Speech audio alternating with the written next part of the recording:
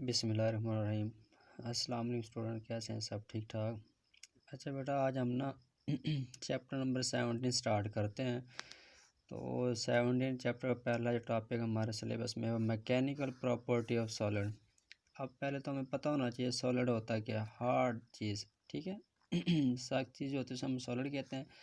उसकी mechanical property देखनी है। मैकेनिकल प्रॉपर्टी कौन सी प्रॉपर्टी कि अगर हमारे पास यूँ समझे कोई सॉलिड बॉडी है, उस पे हम फोर्स अप्लाई कर रहे हो, उसकी जो प्रॉपर्टी वगैरह हम डिस्कस करेंगे ना, उसको हम मैकेनिकल प्रॉपर्टी कहते हैं।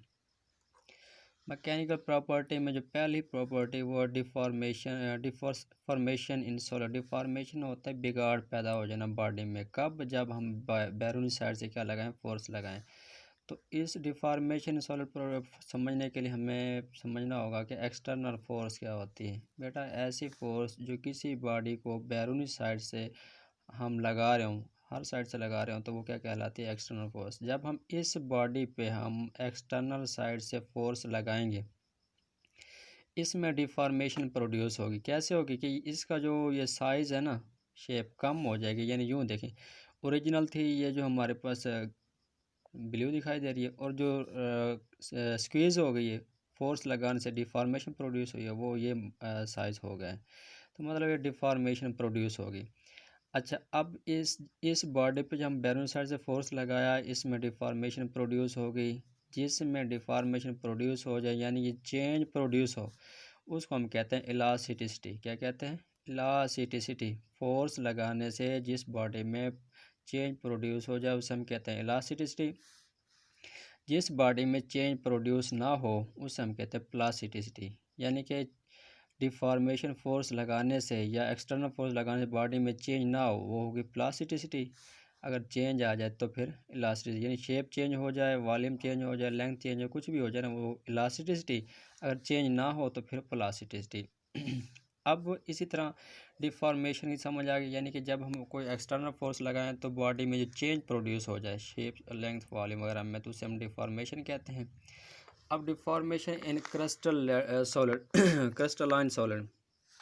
क्रिस्टलाइन सॉलिड क्या होता है? ऐसा सॉलिड जिसमें एटम या पार्टिकल एक ख़ास तरतीब के साथ जुड़े होते हैं। यानी यूँ समझे हमारे पास एक क्रिस्टल है, इसमें एटम देखें बड़े सीक्वेंस साथ जुड़े हुए हैं। तो अगर हम इन एटम के सेंटर को मिलाएं तो एक रेक्टेंगल, हॉरिजॉन्टल रेक्टेंगल बनती है। ठीक है। अगर हम इस पे फोर्स लगाएं, कैसे? इस साइड को हम ऊपर की तरफ खींचें, इसको नीचे की तरफ खींचे, तो इसमें डिफॉर्मेशन प्रोड्यूस होगी। कैसे होगी? थोड़ा ये स्क्वीज़ हो जाएगी। क्यों? ये थोड़ा सा ऊपर हो जाएंगे, यानी इनका साइज़ चेंज हो जाएगा। तो फिर हमारे पास ये क्रिस्टलाइन सॉलिड इस फॉर्म में बन जाता है। इस फॉर्म में बनेगा तो देखें ये अब इसमें जो इनके सेंटर में मिलाया था हॉरिजॉन्टल रेक्टेंगल बन रही थी, अब इसमें क्या बन गई? वर्टिकल रेक्टेंगल बन रही है। मतलब क्या? ये डिफॉर्मेशन प्रोड्यूस होगी कि इसमें क्रिस्टलाइन सॉलिड में। क्रिस्टलाइन सॉलिड मैंने आपको पहले बताया कि ऐसा सॉलिड जिसमें एटम या पार्टिकल या मॉलिक्यूल एक ख़ास तरतीब में सीक्वेंस साथ जुड़े हों, उसे हम कहते हैं क्रिस्टलाइन सॉलिड। ठीक है। अच्छा, अब वो जो डेफिनेशन इलास्टिसिटी क्या होती है और प्लास्टिसिटी क्या होती है। The ability of body to return to its original shape. यानी बॉडी की वो खासियत जिसमें वो वापस अपनी हालत में लौट आती है। व्हेन, कब? द स्ट्रेस इज रिमूव, जब हम स्ट्रेस क्या करते हैं? रिमूव करते हैं। इसका इलास्टिसिटी। अब इसके against plasticity the ability of body to do ability of do not return to its original shape. यानी कि बॉडी की वो खासी जो अपनी असली हालत में ना लौटे। When the stress is remove, जब स्ट्रेस हम हटाएं तो उसे हम कहते हैं प्लास्टिसिटी। अब लफ्ज़ बार बार यूज़ हो रहा है स्ट्रेस। स्ट्रेस क्या होता है उसको हम डिस्कस करते हैं। स्ट्रेस और स्ट्रेन ये दो आर्टिकल हैं हमारे टॉपिक में। तो बेटा देखें, ये स्ट्रेस और स्ट्रेन, इनमें फ़र्क देखते हैं। स्ट्रेस को हम पावर की टर्म में भी ले सकते हैं। स्ट्रेस होता है force per unit area. Stress क्या होता है बेटा? Force per unit area. जबकि जो स्ट्रेन होती है चेंज ओवर ओरिजिनल चीज़। यानी कोई भी चीज़ है उसमें चेंज प्रोड्यूस बटे में ओरिजिनल चीज़ की रेशो लेकिन वो स्ट्रेन कहलाती है। स्ट्रेस को हम शो करते हैं सिग्मा से, और इसको जो स्ट्रेन है इसको एप्सिलॉन नॉट से रिप्रेजेंट करते हैं। अब स्ट्रेस का हम ज़रा यूनिट देखते हैं बेटा। फोर्स और एरिया। फोर्स का यूनिट न्यूटन होता है, एरिया क्या होता है? Metre square. तो क्या है? न्यूटन पर मीटर स्क्वायर। ये सिग्मा। न्यूटन पर मीटर क्या होता है? पास्कल। यानी जैसे प्रेशर का यूनिट होता है। अब आगे स्ट्रेन, स्ट्रेन का नो यूनिट, यूनिट कोई नहीं होता। इसकी वजह ये है कि ये सेम क्वांटिटी के दरमियान रेशो होती है। स्ट्रेस समझ आएगी, फोर्स पर यूनिट एरिया। जो स्ट्रेन होता है चेंज ओवर ओरिजिनल लेंथ या वॉल्यूम जो भी होता है। अब स्ट्रेस की भी 3 टाइप हैं, स्ट्रेन के भी 3 टाइप हैं। पहले है टेंसल स्ट्रेस। अगर लें टेंसल स्ट्रेस, ये होता है कि स्ट्रेस फोर्स अगर लगाएं हम तो बॉडी की लेंथ में चेंज प्रोड्यूस होना, उसे हम कहते हैं टेंसल स्ट्रेस। क्या कहते हैं? स्ट्रेस। यानी कि अगर हम किसी भी बॉडी पे फोर्स लगाएं उसकी लेंथ में चेंज है, किस में चेंज है? लेंथ में, तो वो क्या कहलाती है? Tensile stress. अच्छा, अगर लेंथ बढ़ेगी तो टेंसल स्ट्रेस, अगर फोर्स लगाने से लेंथ कम हो, कंप्रेस होगी, देखो ना, यानी मैंने ये एरो हेड लगाई, कंप्रेस होगी तो फिर वो कंप्रेसिव स्ट्रेस कहलाती है। क्या कहलाती है? Compressive stress. ठीक है। अच्छा, उसके बाद आगे वॉल्यूमेट्रिक स्ट्रेस। वॉल्यूमेट्रिक स्ट्रेस ये होती है जब आप फोर्स लगाएं और वॉल्यूम में चेंज आ जाए। किस में चेंज आ जाए? वॉल्यूम। देखो ना, पहले वॉल्यूम ज़्यादा था, अब अंदर मेरे शेप में वॉल्यूम कम हो गया, तो उसे हम कहते हैं वॉल्यूमेट्रिक स्ट्रेस। क्या कहते हैं? Volumetric stress. अब आ गया शीयर स्ट्रेस। शीयर स्ट्रेस, जब हम स्ट्रेस लगाएं और शेप में चेंज आ जाए। जैसे मैं कहता हूँ ये जो ब्लू लाइन, ये हमारे पास शेप है ए, बी, सी और ये वाली डी। जब हमने स्ट्रेस लगाया चेंज होगी, ए से ये ई और ये एफ। देखो ना, रेड वाली, यानी कि जब हमने स्ट्रेस लगी पहले शेप ये थी, अब शेप चेंज हो गई। ठीक है, ये हो गई शीर स्ट्रेस। अब इसी तरह स्ट्रेन की भी डेफिनेशन 3 टाइप है। पहले है टेंसल स्ट्रेन। टेंसल स्ट्रेन में यह है बेटा, जब हम किसी बॉडी पे फोर्स लगाएं या स्ट्रेस लगाएं तो उसके लेंथ में चेंज आए, तो change over length over original length अगर रेशो लेंगे तो वो टेंसल स्ट्रेन कहलाती है। Change in volume over original volume अगर आ जाए तो वो वॉल्यूमेट्रिक स्ट्रेन कहलाएगी। अगर चेंज इन शेप, शेप को हम ए से रिप्रेजेंट करें, small, change in shape del A over original A आ जाना, उसे हम कहते हैं शीर स्ट्रेन। इसको टेन से भी रिप्रेजेंट करते हैं। कैसे? इसको देखना, अगर ये हमारे पास है, ये वाली फिगर जो बन रही है, ये वाली जो है ना, चेंज डेल ए आ रहा है और ये लेंथ एल है। अगर हम इस ट्राइंगल देखें, ये बेस बन रही है, ये हाइपोटेनस और ये सॉरी, हाँ, ये परपेंडिकुलर बन रहा है, ये बेस बन रही है। परपेंडिकुलर जो बेस बनती है ना, वो tan theta del A over क्या जाएगा? ये टेन थीटा। यानी कि शीर स्ट्रेन को हम टेन थीटा से भी रिप्रेजेंट करते हैं। अच्छा, दोबारा देखिए, अब आगे देखें बेटा, हुक्स लॉ।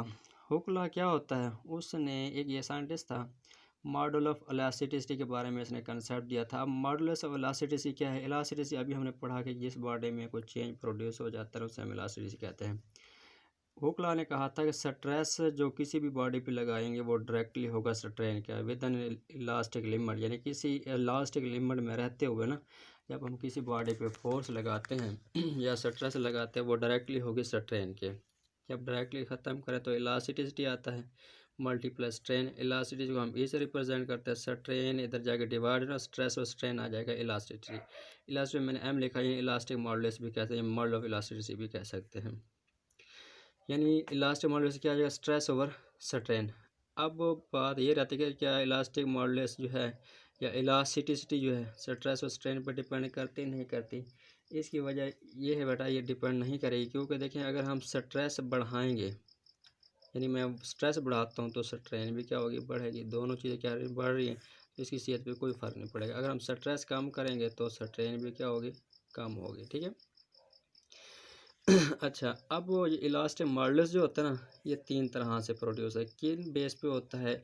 इन्हीं बेस पे जो टेंसल, वॉल्यूमेट्रिक और शीयर जो स्ट्रेस स्ट्रेन था ना, इन्हीं की बेस पे इसके भी 3 किस्म के इलास्टिक मॉडुलस पैदा होते हैं। पहला इलास्टिक मॉडुलस है यंग मॉडुलस, दूसरा बल्क है, तीसरा शीयर है। यंग मॉडुलस को हम वाई से रिप्रेजेंट करते हैं बेटा, ये होता है स्ट्रेस ओवर टेंसल स्ट्रेन। क्या होगा? स्ट्रेस ओवर टेंसल स्ट्रेन थी, लेंथ में जो चेंज आता है। बल्क को हम रिप्रेजेंट करते हैं के से, ये होगा स्ट्रेस यानी जो प्रेशर है ओवर अपना sorry volumetric strain, pressure over volumetric strain आ गया। अब बात आ गई शीयर स्ट्रेस की, शीयर मॉडुलस की, इसको जी से रिप्रेजेंट करते हैं। ये स्ट्रेस ओवर शीयर स्ट्रेन की रेशो के बराबर होता है। अच्छा, इलास्टिक मॉडुलस, स्ट्रेस और स्ट्रेन। अब ये जो इलास्टिक मॉडुलस है ना, एक है Young modulus, bulk modulus, shear modulus. Young है stress over tensile strain, bulk है स्ट्रेस ओवर वॉल्यूमेट्रिक स्ट्रेन, और जो शीर स्ट्रेस शीर मॉडुलस है स्ट्रेस ओवर वॉल अपना शीर स्ट्रेन की रेशो के दरमियान आ गया। ठीक है, हम इसको tan थीटा से भी रिप्रेजेंट कर सकते हैं इसको। ओके अब ये यंग मॉडुलस है और शीर मॉडुलस है। यंग मॉडुलस होता है लेंथ में चेंज आना, शीर मॉडुलस है शेप में चेंज आना। तो बेटा देखें ये जो यंग मॉडुलस ना सिर्फ सॉलिड में होगा, और ये शीर मॉडुलस है वो भी सिर्फ सॉलिड में ही होता है, क्योंकि लिक्विड की ना लेंथ में चेंज नहीं प्रोड्यूस कर सकते ना ही गैस में, और इसकी जो शेप होती है लिक्विड गैस की जिस बर्तन में अंडेल दें उसी की शेप अख्तियार कर लेते हैं। ठीक है, अब बात रहेगी बल्क मॉडुलस की। बल्क मॉडुलस, अच्छा एक और मैंने कहा ना कि ये जो यंग मॉडुलस और शीर मॉडुलस सिर्फ सॉलिड में होते हैं, तो इसीलिए आपकी बुक की साइड की इंफॉर्मेशन में उन्हें मॉडुलस की वैल्यू दी है। जहाँ पे लिक्विड आता है ना वहाँ पे मेरे ख्याल मरकरी और वाटर में यंग मॉडुलस की वैल्यू भी 0 दे रहा है, शीर मॉडुलस की वैल्यू भी क्या दे रहा है 0, क्योंकि सिर्फ ये सॉलिड में होते हैं। बल्क जो है ना वॉल्यूम जो चेंज आता है ये सॉलिड में भी, लिक्विड में भी और गैस में भी ले सकते हैं, यानी कि सॉलिड का वॉल्यूम भी चेंज हो सकता है, लिक्विड का वॉल्यूम भी चेंज हो सकता है, गैस का वॉल्यूम भी चेंज हो सकता है।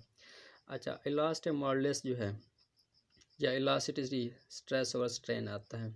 अब जो इलास्टिसिटी है ना बेसिकली ये बेटा है जो हम किसी भी चीज़ में बिगाड़ पैदा करें, जो लंबाई या वॉल्यूम वगैरह चेंज करते हैं ना उसके अक्रॉस ये कितनी मज़ाहमत प्रोड्यूस कर सकती है उसको हम कहते होते हैं इलास्टिक मॉडुलस। ठीक है, अच्छा अब कैसे मैं आपको एग्जांपल देता हूँ। हमारे पास ना एक रॉड है रबड़ का और एक मैं रॉड लेता हूँ कॉपर का। ठीक है, एक रॉड हमने रबड़ लिया कॉपर, दोनों को मैं सेम फोर्स से लगा रहा हूँ, दोनों को मैं सेम स्ट्रेस लगा रहा हूँ। स्ट्रेस क्या लगा रहा हूँ, सेम लगा रहा हूँ। अब स्ट्रेस मैंने लगाई दोनों में सेम। ठीक है, स्ट्रेस सेम लगाए तो बेटा देखा रबड़ की जो ये क्या करेगा, ये ज़्यादा मूव कर जाएगा। इस कॉपर होता है हार्ड, इसकी जो लेंथ है कम चेंज होगी, यानी इसमें स्ट्रेन कम पैदा होगी, इसमें स्ट्रेन ज़्यादा पैदा होगी। तो अब देखते हैं इलास्टिसिटी इसकी ज़्यादा या इसकी ज़्यादा, कॉपर की ज़्यादा या रबड़ की। देखें स्ट्रेन इन्वर्सली है इलास्टिसिटी के, अगर स्ट्रेन ज़्यादा होगी ना इलास्टिसिटी क्या होगी कम। स्ट्रेन होता है बिगाड़ पैदा, इसकी लेंथ तो इधर तक चेंज हो सकती है, इधर तक लेंथ ज़्यादा चेंज हो जाए, स्ट्रेन ज़्यादा पैदा हो रही है तो इलास्टिसिटी क्या होगी कम। मतलब रबड़ की जो इलास्टिसिटी क्या है लो होगी, क्या होगी लो। अब आ जाते हैं कॉपर, इसकी लेंथ थोड़ी सी चेंज हो जाए, चाहे अगर हम सेम फोर्स भी लगा रहे ना क्योंकि हार्ड है कॉपर, इसकी लेंथ थोड़ी सी चेंज हो जाए स्ट्रेन कम पैदा होगी। स्ट्रेन कम है तो इलास्टिसिटी क्या होगी ज़्यादा होगी। तो मतलब क्या, जिसमें बिगाड़ कम पैदा होते हैं उसकी इलास्टिसिटी होती है वो क्या होती है हाई होती है। समझ आ गया। अब हम यंग मॉडुलस जो था ना ये वाला, इसको थोड़ा सा डिस्कस करते हैं। इसमें देखें हमारे पास फार्मूला ये है, अगर मैं कहता हूँ फॉर एग्जांपल हमारे पास ना एक लेंथ है, क्योंकि चेंज लेंथ ओरिजिन लेंथ आता है, कोई भी चीज़ है उसकी लेंथ L है, इसका जो एरिया है वो एरिया हम 1 मीटर स्क्वायर लेते हैं।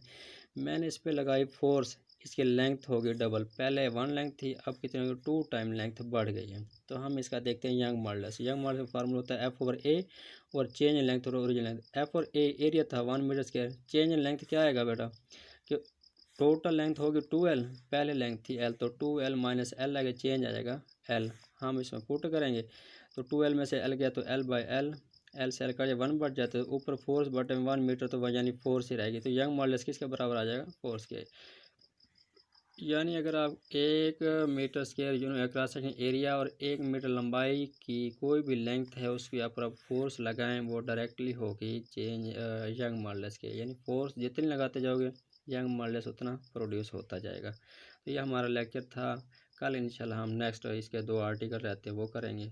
ओके बेटा, खुदा हाफिज़।